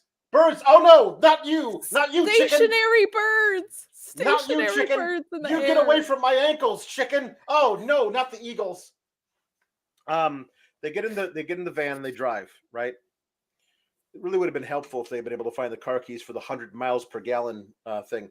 I want also everyone to understand. At no point do they listen to a radio. Nope. At no point do they try and find anyone who might know anything about this, except for when they happen. There's an old guy on the bridge, and he happens to be an ornithologist. Like at no point do they try and figure out what the hell's going on. They don't listen to a radio broadcast. Nobody else was going on. And also, they appear to be driving aimlessly to nowhere. Like, here's what I don't know. Drive to a Costco and run inside. There are no windows in those things. Yeah. Like, and there's you're plenty safe. of supplies. Wait, and plenty of supplies. I don't know if there's enough. I don't know if there's enough water in a Costco for these people, because they go through water really fast on their road trip to nowhere. Stops the car and says, "Rod, you drive. Becky, give me a gun." He just had a gun. And he gets back in the passenger seat of the van, and he has an M16. Like a full-on assault rifle, like fully automatic. What are you shooting at? They're not attacking the car. Do you, like, in case you need to like make a break from the car to somewhere, wouldn't it be nice if you had all those bullets you're wasting shooting at nothing? And they're shooting at nothing. There's nothing there. They're just driving. They're just driving, not really going anywhere. There's not birds smashing into the windshield or anything. Right. Like, this was just. They see, oh, look, there are some dead people by the side of the road. Let's check and see if there are any survivors. Well, if they're dead, they're not survivors. But, like, there are some injured people, dead people. But they're mostly dead, except there are children. There's one child that is laying underneath a van. She says, "The birds got my mom," and her mom and apparently her grandma are dead from cheek wounds. The windows are rolled down. The windows are rolled down, and the birds have come in through the windows. And maybe don't roll your windows down. Yeah. But they've died from horrible cheek wounds. This girl's mother and apparently her grandmother. So they finally able to get her out of there. Also, there's a boy who's trapped in a trunk. Like, his father placed him in there to save him from the birds, but they get him out of the trunk. This is Susan and Tony. And she says, they're driving away now. By the way, Becky didn't show up for filming this day. She doesn't leave the picture. She's just not in this scene where they show everybody they show all of the seats in the van, and Becky's not in any of them. Ramsey's girlfriend, as they're trying to establish who Tony is the boy's name and Susan is the girl's name. And they had gauze, thank God, and the fashion model is an expert at field dressing wounds. Yes. And so she is like, thank you, thanks. They keep holding up their arms that are bandages and going, thanks. And then the next scene, the kids are playing on a PSP and they're laughing and giggling. So Totally over traumatized their mom's death. so traumatized they are by the death of their parents from cheek wounds inflicted by eagles. Also, it was at this point that I was like, this was made in 2006. You cannot have the mistake that the horror movies of Chopping Mall made, where like some birds explode and some leave cheek wounds. That's true. At this point, that was something that I thought of, was the inconsistency of that. It Also, I'll trap my kid in the trunk to keep them safe instead of I'll roll up my windows is a choice. When they stop to check on the dead people by the side of the road, traffic is moving normally next to them. Like there's just traffic in both directions moving normally. Not They're just driving. And also, like, imagine if you were driving in 2007 at some point, 2007, 2008, you're driving along the Pacific Coast Highway, and you just see people running around, and there's a guy with a camera, people running around pulling kids off from underneath cars and pointing a fake gun up at the sky, not actually firing it because it doesn't have real bullets in it. Just, and you're just like, how did that not cause a 20-car pileup? Yeah. You know what I mean? Like, so they like, I'm hungry. I've been under that car for a long time. I was under the car, perhaps. I don't know. But I've been under that car for, let's stop. Hey, we should stop and get some food for the kids and for us too. Yeah, let's stop somewhere and get some food. Oh, there's a convenience store. Let's stop and get some food at the convenience store. So they stop and go in. Becky, says Ramsey to nobody who's not in the car, you stay here and watch the kid who's asleep. I know he was awake 15 seconds ago when we said we were going to stop, and we were like, he's asleep now. Hey, it's like, I'm hungry. Okay, kid, we'll stop at that convenience store. They pull into the parking lot. That kid is asleep. Out like a light. Out like a light. I can see the convenience store. You fall asleep in the next 20 seconds. Okay, cool. So he says, Becky, you stay here with the kid. We're all going to go inside. And Natalie's like, you can get any piece of candy you want in the store, you know, because that'll help you with your mom.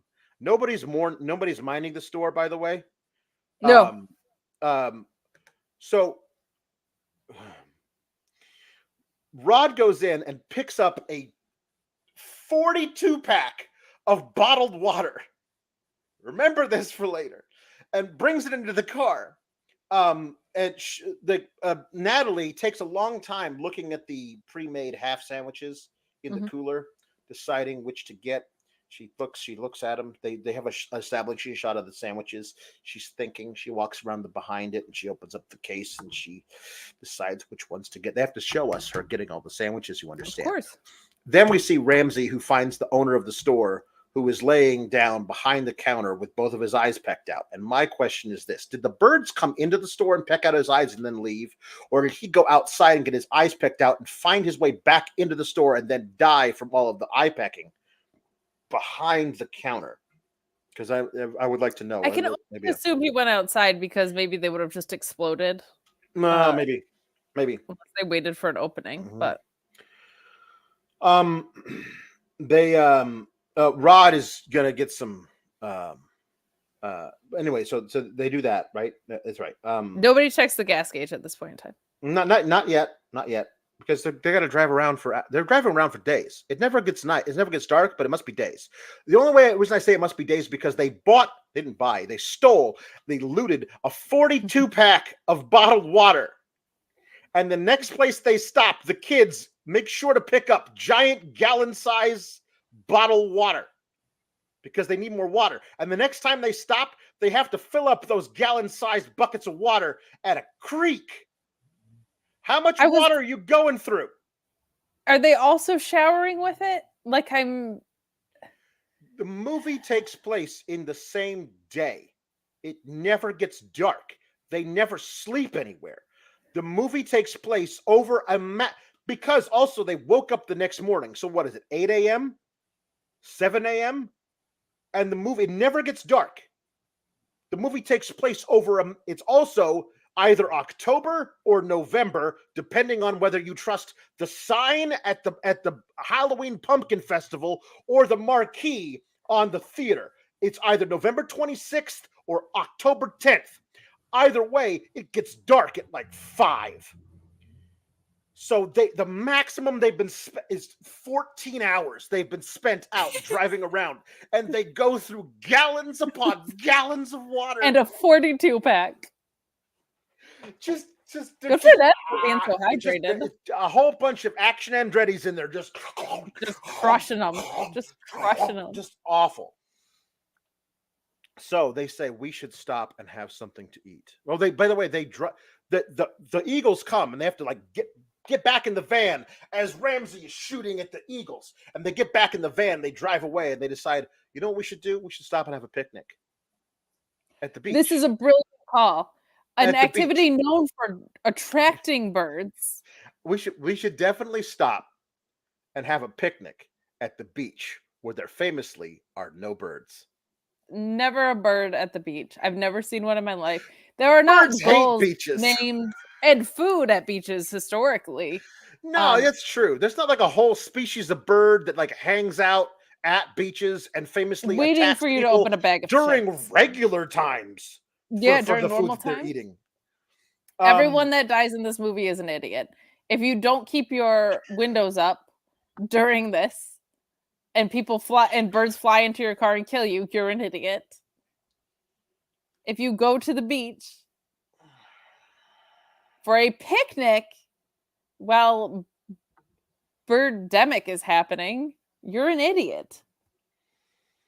So they're all justice eating. For the birds. They're all eating, just having a grand old time. The kids are playing with a ball near the picnic table. They just don't give a fuck their parents died. They're so happy the parents are dead. Oh, they stand to inherit so much money. Both their parents had stock options. This is ridiculous. And then after they're done eating their sandwiches and drinking their each allotment of 64 ounces of water, they like, hey, look, there's an old guy on that bridge. And so Natalie and Rod walk over to the bridge, and there's a man there who's wearing like a surgical mask, and he's looking and just shaking his head at some dead birds. He's like, hey, don't come over here, says the old guy on the bridge. These birds are contaminated. Go away. And so Rod and Natalie decide to arm in arm walk slowly onto the bridge, negating the advice of the man who was on the bridge. Like, what are you doing? I told you to stay away. These birds are contaminated. What is going on? No, come over here and let us talk. All right. Okay, we'll talk. And they walk over to this thing. And Becky's like, sir, don't you understand? These birds are attacking people. Pay no attention to the crow that is pecking at the ground over my left shoulder. Definitely not attacking people. Anyway, so he's like, no, I am an ornithologist. I study birds. This the bird flu. These birds are all dying of the bird flu. It's global warming, don't you understand? It's like, so you think that the bird flu? It's like, the bird flu is caused by global warming.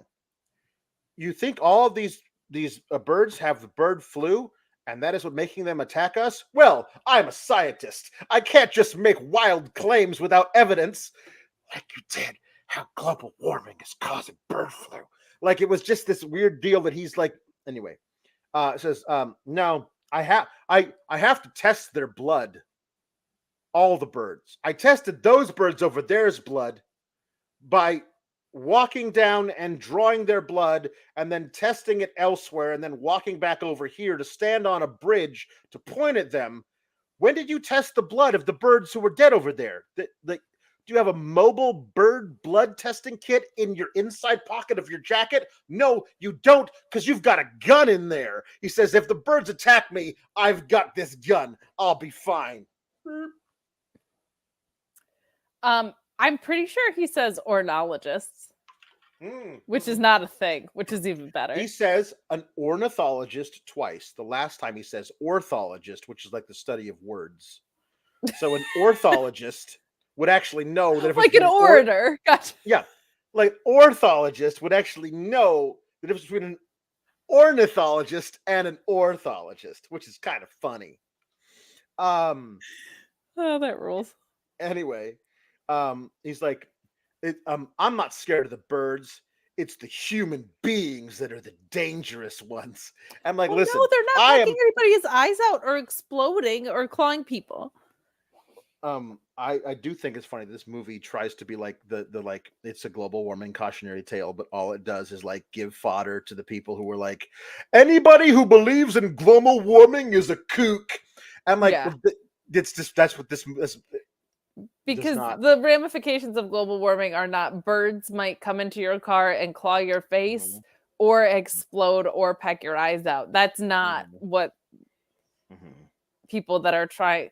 An inconvenient truth was not like these are the ramifications of what could happen. So decide to all of a sudden Ramsey wakes up in a start. They by the way, they left the doctor there, the ornithologist. He doesn't join their little band of people. He stays there with his truck and his trailer to test more birds by the beach. And they decided we're going to drive on. Where to? They never say. No, they actually driving. They actually go in a circle. You know this? Because in a couple of scenes they wind back at the exact same Irish pub. They're just driving in circles. They're not going anywhere. They're like, oh, I hear that there are no birds in Oregon. If we can just make it to the border, we'll be safe. No. Like, there's not like a magical place where like where they've built a dome where no birds can get in. It's over that way. They're just driving. They're just driving. Like just a mall. Just find a mall. Ramsey wakes up with a start. They've parked. Right. He goes, where's Becky? Oh, she's taking a shit. That's what Rod says. She's taking a shit. There's like 2 curse words in the entire movie. And this is where they decide right now that she's taking a shit. Don't worry. Natalie's with her. She'll stand guard. Fat lot of good. And this is where it says, how was it in the Marines?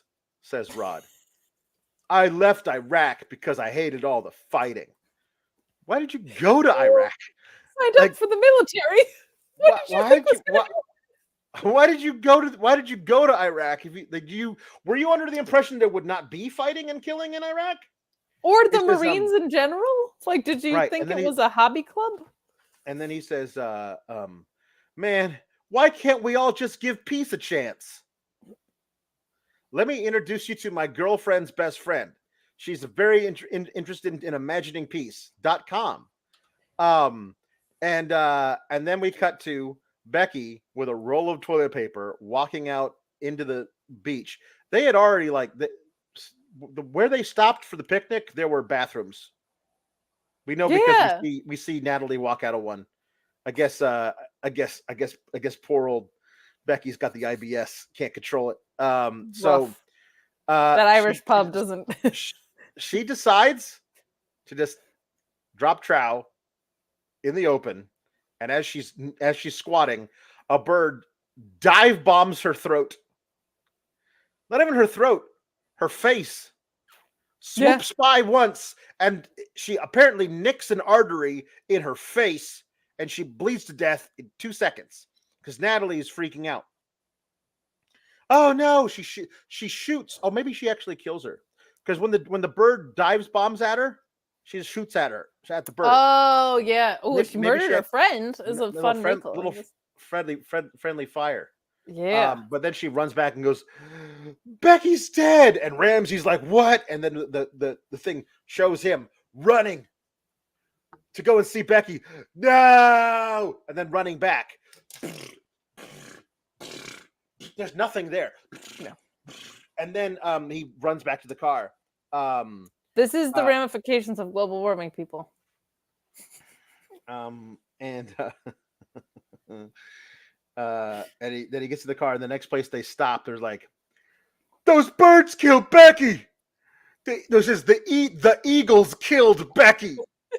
The Eagles. I was like, well, listen, I don't know. I mean, I don't know. I mean, Jalen Hurts.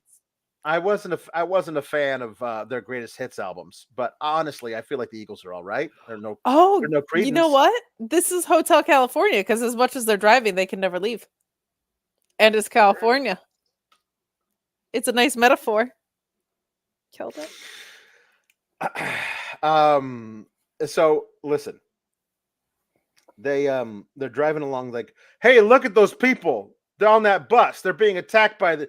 Well, I mean, there seems to be a lot of the birds. Maybe we should. Those birds killed Becky. I'm gonna get revenge for my girlfriend by killing other non-related birds. This is how you sound, Drew McIntyre, when you blame Jey Uso for what happened to Clash the Castle. You sound like Ramsey in this movie. So he gets out of the car, and he's gonna go save them from this double-decker tour bus that is parked in front of the same exact Irish pub. And they don't want to come because there's birds out there. And Ramsey's like, no, you got to come with me. They seem to be fairly safe inside there. They come out, and Ramsey is shooting at the birds, but he misses with all the bullets. And then the birds are coming at them. And then a bird explodes acid on them, or vomits acid, or just a bunch of, and they react as though fluid is. Yeah. It's like, I don't know what explosive acid or whatever, and it eats away their flesh. And they all die, including Ramsey, who is dead. All of them die, including a kid in an Eazy-E shirt in 2008. So he deserved to die. So, I say kid, he was probably 17, 18 years old, should have known better. So Ramsey's dead. So all we got left are the two kids and Rod and Natalie. And Ramsey had the gun. There's still a pistol left. There's not that much. There's not much ammo left for that. So he had the actual M16 with him. So that's it. That's it. They drive on, but oh no, we are out of gas. Oh, we're gonna run out of gas. We should stop. And so they go in there, and this guy's like, yes. So the birds have come and they have taken everything. They take everybody. Nobody is here. So yes, you want gas? Yeah, we want gas. Okay, that will be $100 a gallon. $100? That's highway robbery. We do not have much left. There's no other places where you can get gas. Do you want gas? You must pay this money. And says, all right. Debit card. Like, the world is collapsing. The birds are going to kill us all. We still have access to the internet to process these. You cannot use the phones. The phones lines have been severed by the birds. However, you may use the credit card to pay for the gas. Like, I just don't. Also, like, smart to put it on your credit card, because like on the rare occasion that they make it out alive, you don't want to have to be surely worried about your debit. The birdemic will not be over before the end of the day. Surely. Sure, of course not. Of course not. This is our lives now. Yeah. This is what we're up against. So this is okay, kids, get what you want in the store. And they immediately each go and get those 2-gallon giant things you have to carry with a handle. They each pick one up and take it into the car. They already have all the water bottles. Why do you need more water? And then they're like, you can also pick whatever candies you want. It's just this. We're just buying kids. Are there other food that's not candy that might be better for them? Gas and water is all that's you it. Get. That's all. So they're trying to fill up at the gas station.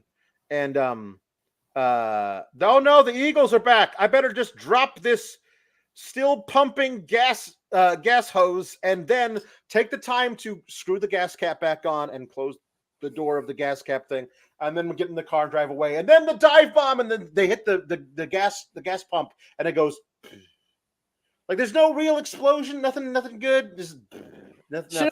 Massive explosion. So like, Hey, look at this guy we do not know who is pulled over on the side of the road. We should stop and help him.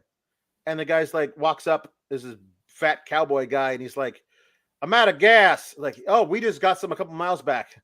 $100 a gallon. Oh, I only got $50 on me. All right. Well, can I have some of your gas?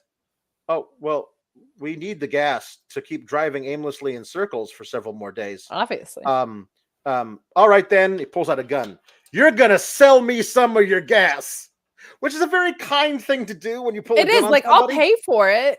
I'll pay for it, but you will sell me. But you're gonna do it, yeah.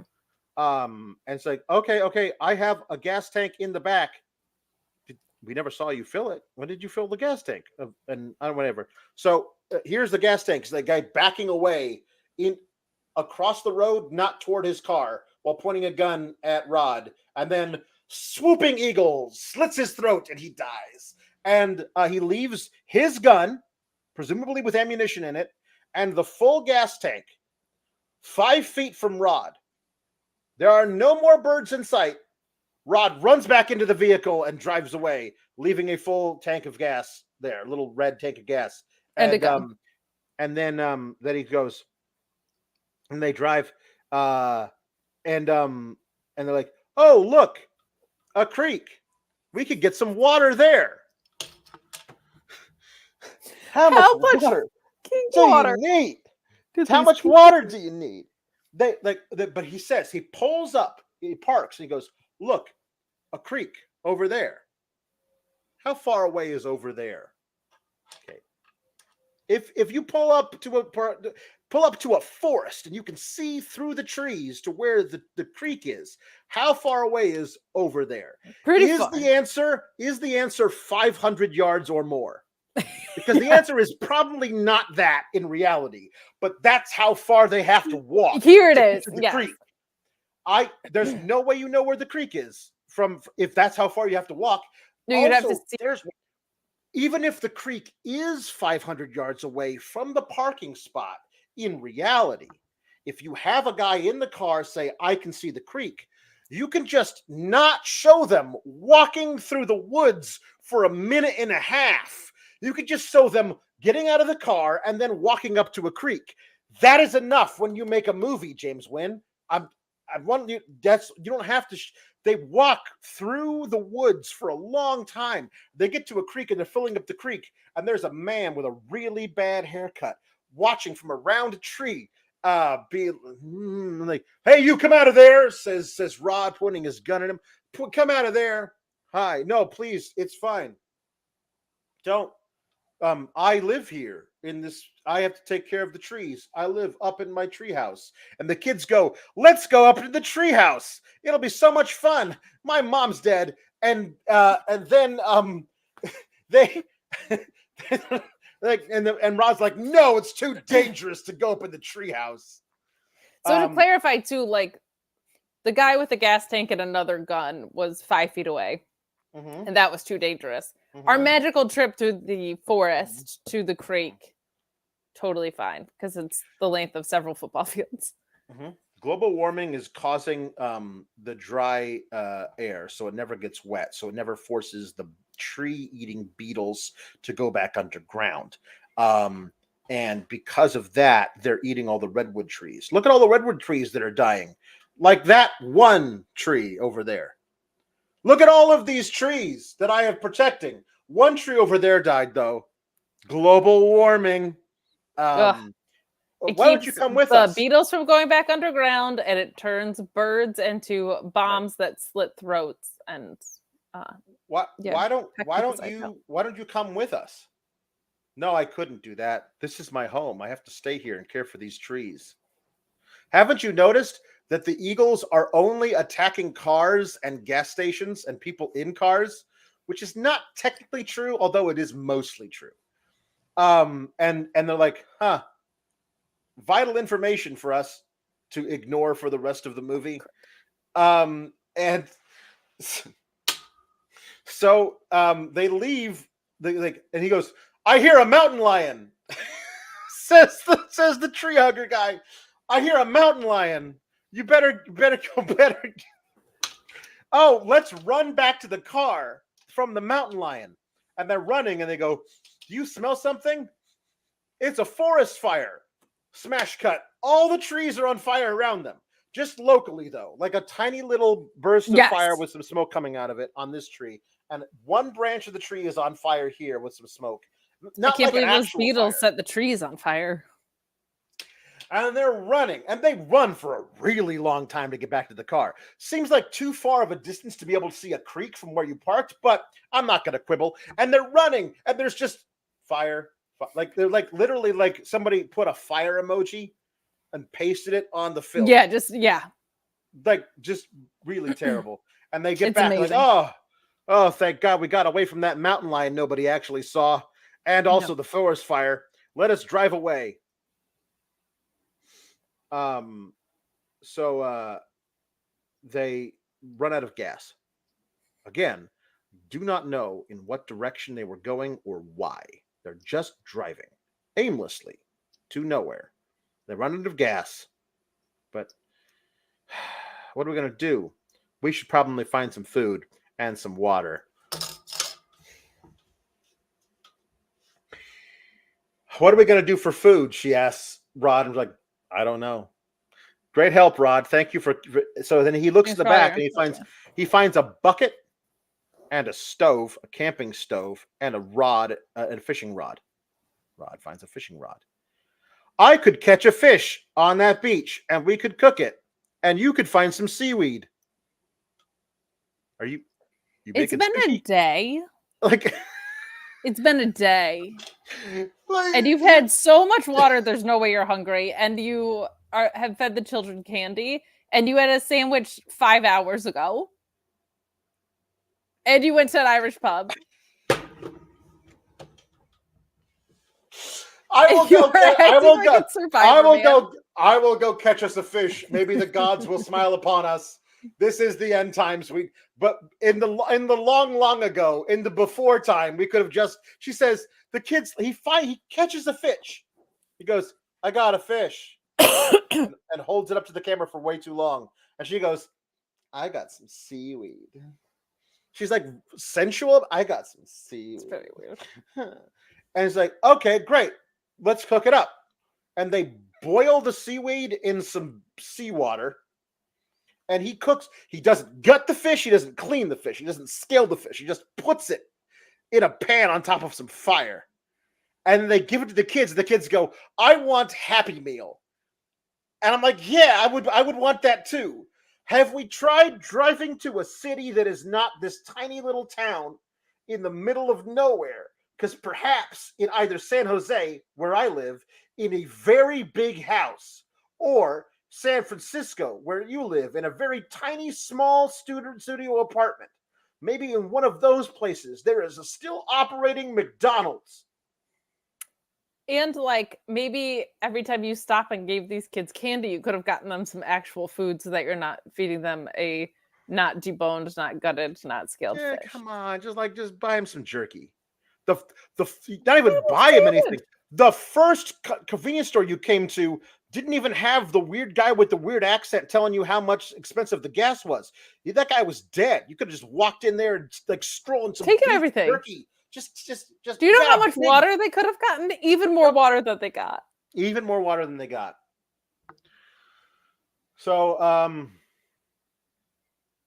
oh yeah, right. Rob was supposed to rescue Ramsey, but Natalie stops him because the birds will get him too. And he goes, "Oh yeah, you're probably right." That was what he said. I remember. Oh yeah, that's right. Yeah. So anyway, they're going to eat. And she's like, "What are we going to do with these kids?" Says Natalie. "They won't eat." I don't know. It was a stupid thing for us to have them. Like the way they are referring to the kids is like they. So, here's what happens. The Eagles show up and they stand, and there's no bullets left in the gun. There's no bullets left in the gun. So they're just going to stand there and accept their fate as the Eagles swoop in on them. But then a literal flock of doves shows up and turns the Eagles back. and the eagles fly away off into the horizon in a group of eagles, and then a group of doves flying in the same direction but separate. And they fly away off into the horizon for 5 straight minutes. As the two adults and the two children that they have adopted, I guess, just watch after them. And that is the end of the movie. Now, it's pretty cool at the end of The Birds when we never find out why the birds attack, because like they wait out the night in this house and then they wake up and the birds are all just standing there on the lawn not doing anything, and they like have to step over the birds as they walk out the front steps and down to the car and drive away, and that's the end. And we never find out why the birds went crazy or why they stopped, but they're still acting weird. And also, it is definitely implied that the birds in The Birds are doing this all over the place. But we never Correct. find out if it's that, or if it's just one particular group of renegade eagles and some vulture pals. And then the doves are like, hold Okay, on, knock it guys. off. Can't we give peace a chance? Peace online. This is atrocious. It really No part of this is good. 0 parts. It's not like the actors are good in it. No. It's It's not terrible. like the dialogue is clever. No. It's The not like special effects any of it are makes horrendous. any sense. No. And it is hilarious that none of what anybody in the movies does has to do with the way that the birds get fended off. Like, it's just doves that come in and take them away. Everyone that died in this is stupid. That was my takeaway. And even the survivors are dumb. Mm-hmm. You have to see this movie. You have to see this movie. It is at least the last 45 minutes. You can skip a lot of the first 45 minutes. I'm the opposite. You have to watch the whole thing. It is important for you to see how much time they take establishing Rod's stock options. And Natalie's being like, she already knows she is the cover girl for Victoria's Secret, and goes, my mom wants me to give it up and become a real estate agent. I don't know. I might. And even stuff like the waitress whose voice is just dubbed over and stuff. Yeah, no, you have to see this whole movie. If there was a time capsule that we were going to bury and say it's going to be open in 1,000 years, and what we want in it is the worst movie that's ever been made, to show people how bad movies could possibly be. If there was an alien race, if there was an alien race that said, you must show us the worst movie ever made, and if it is bad enough, we will not destroy your planet. This is the movie you show them. It is a work of horrible, terrible art. The subtitle for this movie, it's not just called Birdemic, it's called Birdemic Shock and Terror. The only thing shocking or terrifying about this movie is that it was made at all. Correct. And I have to see the sequels. I'm keeping this flick in. Because it must be seen. It should never have been made, but now that it's been made, you have to see it. Like, don't you want to see the worst movie ever made? I think you do. I have to keep it in. Again, think of the worst. But you have to understand you're wasting an hour and a half of your life. Think of the worst movie that you've ever seen. If you haven't seen this, the worst movie you've ever seen, I guarantee you this is worse. Yeah. I guarantee you it's worse. Everything that we've done on this show, like, it's so appropriate this is the one we're going out on, because we haven't done a worse movie than this on the show. Yeah. I mean, it's hilarious how bad it is. Yeah. Yeah. It's peaked. This is the worst movie ever made. Because it's everything. Sending in our last chat says, whether the flick got out of here or stayed in, it was always fun. maybe the real flicks were the friends we made along the way. Thank you both. Thank you to Electric Mayhem. Yes. The friends, the flicks were the friends we made along the way. Yep. Any highlights? Any memories? Anything that we should reflect on? I would say one of my underrated favorite moments was you at the very end of the Grease review realizing that this all took place over an entire school year. That was a clutch one. Yeah. That was a good one. Yeah. I'm trying to think of any other ones. No. Velocipaster was genuinely fun. There were a few there were a lot of like there's Marcel the Shell was like a great weird movie. Yeah, we had fun on here. There were a lot of really good. It was good to like revisit things that I hadn't seen in a while that held up, and bad to revisit things that I thought would and didn't. Schlocktober was fun. Sure. The Kiss movie. Praying for My Own Deathcember was not fun ever. Yeah, it was. The Kiss movie that we found out about on air and then decided to do the very next week. That was fun. Yeah. Fuzzy Tomato, long live. Yeah. It was funny how we were like, let's start out with this random reality show that you just wanted to do, a dating show. And eventually we wound up with Birdemic. That was crazy. It's really bookended the whole experience quite perfectly. Mm-hmm. It really has. This show will probably at some point continue under a different name on a different channel, just because it's too much fun for us. Yes, but it is done here. It is done here for now. Yeah, for now, and probably also done under this name. But this has been a fun ride for us, and it's I'm for those of you who are sad to see it go. I'm very, very sorry about that, and genuinely thank you for coming along on this ride with us. And there are 87 of these.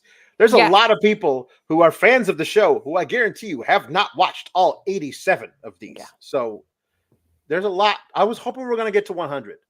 Yeah. Cards on the table. I could see this day coming for a while. Sure. I was just hoping that we were going to get to 100 before the whole thing got pulled. So it is the way the way of the world. Alex, nothing I think what it really is it's the people's fault. You didn't send us enough chats and support us, so this is on you. I won't do that. I'm totally kidding, but we are doing some fun stuff. Alex and I do 3 shows a week. Otherwise, usually sometimes 2. And we are doing some fun stuff on Fightful Select as well. That is specifically wrestling based movies, so you can hang out there with us. But this has been a blast. Thank you. It is the easiest, most fun thing in the world to be Alex's co-host with anything, and then to get to do something that was non-wrestling related has been really fun. So keep an eye out. We had a bunch of fun doing this, and we'll keep an eye out. We will probably concoct something so we still keep getting to do this in some other form. Yeah. So yes, we will keep an eye out on our socials media to find where you might be able to find maybe not called this, but in spirit will certainly be more episodes of Get the Flick Out of Here. Goodbye, everybody. Goodbye, Newsies. We love you.